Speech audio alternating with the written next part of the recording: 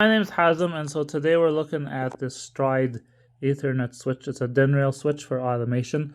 I'm using it right now we're building an intercom system, a bunch of them, but I buy these from Automation Direct because they're pretty cheap and they're really reliable, and I can get them pretty much overnight. So when you're when you're building an intercom, let's say, or something, you can always use a standard network switch like a Netgear switch or TrendNet, D-Link, Cisco, whatever your network is. Now in this case we're building a completely air-gapped system, and it's a smaller system, so we don't really want to have to run a whole bunch of cabling back to a server room and tie in. There's no place, so we're building a small like DIN rail system in here, and we took the switch. Now, you can pick whatever kind of switch you want when you do automation, but you gotta think about a few things. So first of all,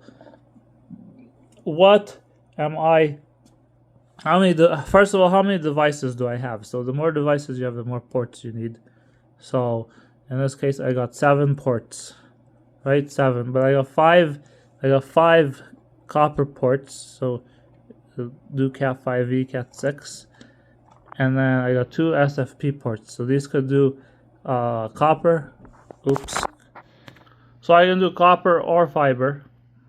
Now the second thing you want to think about is speed. So a lot of automation products will only do 10 or 100, like here. So these 5 ports can do a maximum of 100 megabits per second, and the SFP ports can do a maximum of 1,000 megabits per second.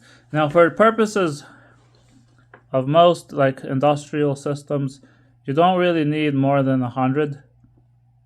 The real benefit in having dedicated hardware for process control is latency, which means when a piece of data is produced somewhere, it shows up at its destination like almost instantly, with no like backlogs or congestions, because the congestion is what causes problems to happen, because there's a computer somewhere that's making a decision based on the data that it's seeing, and if the data isn't coming in real time, then you have a problem.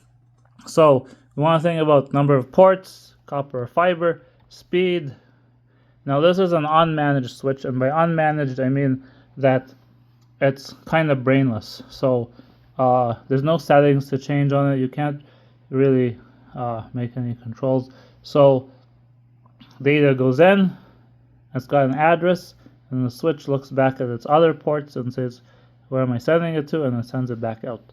That's it. And if there's if it doesn't know the address, it just floods the other ports. That's basically how switches work. So yeah, this is unmanaged. It's also PoE, which means power over Ethernet, so that's why we can use it to power these phones. And then we take a look here. So when you pick one, you gotta make sure you got enough wattage. So 60 watts out, which is good. And then you can see ambient temperature, so it works between minus 40 and plus 75 Celsius, which is good. And then we've got input between 12 and 55 volts DC, so that's pretty good. So that'll work pretty much with any power supplies, because power supplies usually come in 12 or 24 volts. And then up here you'll see it's got a terminal block, but it's actually nice because it's got a terminal block for power 1 and power 2. So power 1 and 2, that means we can have 2 separate power supplies in case a power supply fails. So if this was being used for something really critical, say a hospital, chemical plant, whatever, and you don't want the switch to fail, then you give it 2 separate power supplies, and you would power each power supply from a separate source, or maybe like a UPS or something. And then the other thing you can do, you can connect 3 and 4. Here it says fault, so the fault can go to a PLC, and the PLC can tell us if there's a problem. And if there's a problem, then we can respond pretty fast and say, oh, there's a problem with our switch power supply, and we gotta fix it. Now, if I recall here, this is so this tells us that the switch is open, and then it'll close the contact when there's a fault. So if you have any questions, please post a comment. Thank you.